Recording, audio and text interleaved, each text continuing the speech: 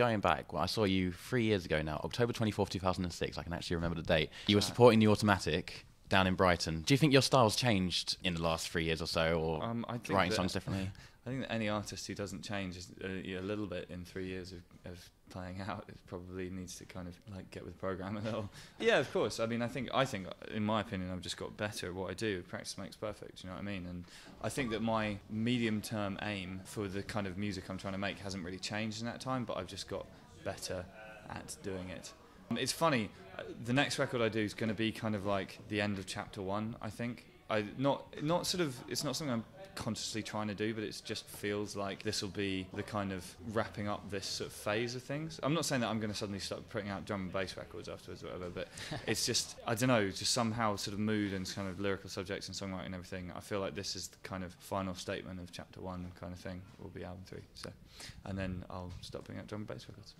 That'd be pretty interesting to see. You sound like you're heading towards a more band-filled record, because the last week it's quite solo. I think we're going to record the album as a band. I'm doing it with, basically, the band that I play out with now, I've spent a long time putting together and getting it right, and it's now spot on. They're just phenomenal group of musicians, and not only is everybody very good at what they do, but we've all figured out our role. Whenever you play with a group of people, you've got to kind of click with each other kind of thing. I just think we're a really good lineup right now, and it seems to me that it would be madness not to take use of that. I mean, I spend my time really wishing I could go back and like re-record the first album, just because we play the songs that fit so much better now than they are on that record. I'm not going to bother, but you know, it's tempting. It's not going to be that different musically. You know, I'm still playing acoustic, and there's still be a couple of like solo songs, and a lot of it's all very much based around what guitar and the vocal. That's kind of at the core of what I'm doing at the moment. But yeah, it's going to be, we're going to record it live, and it's going to be a much more kind of like messy, deliberately kind of raw kind of album, I suppose, what I'm trying to say.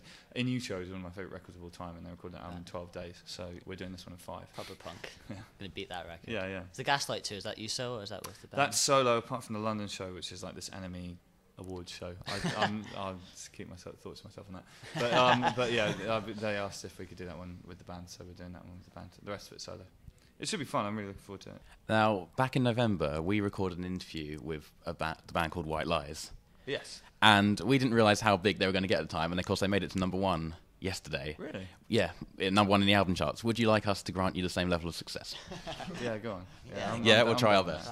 Oh, so just to clarify, when we were doing some research on you, we came across a Frank Turner, who claims to be from Canada. He was a sled dog champion. You've never done any sled dog. No, it's not you then. I've had a number of people.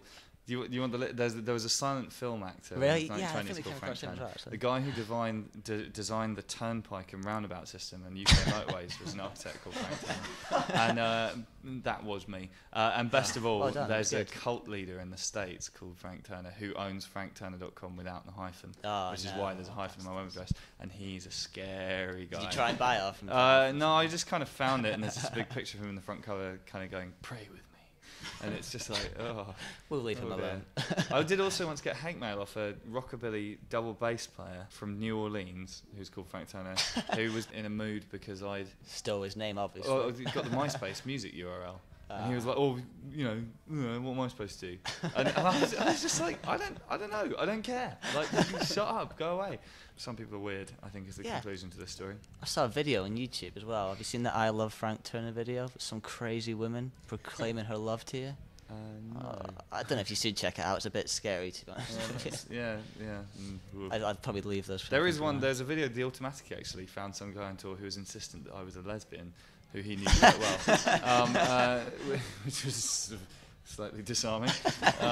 It's not true. You got any pre-gig rituals? That's a question we always ask. Tune my guitar. Yeah, that's a good one. We'll see in a second, won't we? Yeah. Jump into those boxes. Yeah, not really. I mean, do a bit of warming up, tune my guitar, try and remember how my songs go, that kind of thing. You know, the usual. We have one more question. We have a feature on our show where we get people to email in what they're wearing. So could you tell our listeners what you're wearing? I'm wearing what I always wear: jeans, t-shirt, and a hoodie. There we go. I never wear anything else. My girlfriend despairs of my fashion. She's managed in the last year to get me onto collared shirts, which I wear on occasion. And that's the first development in my fashion sense in about 14 years. So yeah, she's doing well. And I'm so annoyed. These are my favourite jeans, and I went through the knee the other day. Oh, I thought they came like that. You can't tell. Oh no! See, that's why I don't want to wear them, because there are people out there who will wear pre-holed jeans, or who think having holes in their jeans makes them in some way. I know people that cut them, like when they get new jeans to make them. I knew people who did that when they were about 9. Yeah. Do you know what I mean? It's like, you see grown adults who are doing that. It's just like, And people get those fashion companies who take a belt sander to a pair of jeans and then charge twice the price for it. Yeah, that's It's like a bit they're strange. broken. Like, People I'm not buy them paying though, for them. unfortunately. That's the I know, thing. it's because people are generally idiots. It's the last Is that your message to the fans? People are generally idiots. I think that given the state of the world at the moment, it's hard to argue otherwise than that taken collectively, the human race is pretty retarded. I mean, I'm not exempting myself from that. People are dumb. Right. Myself included.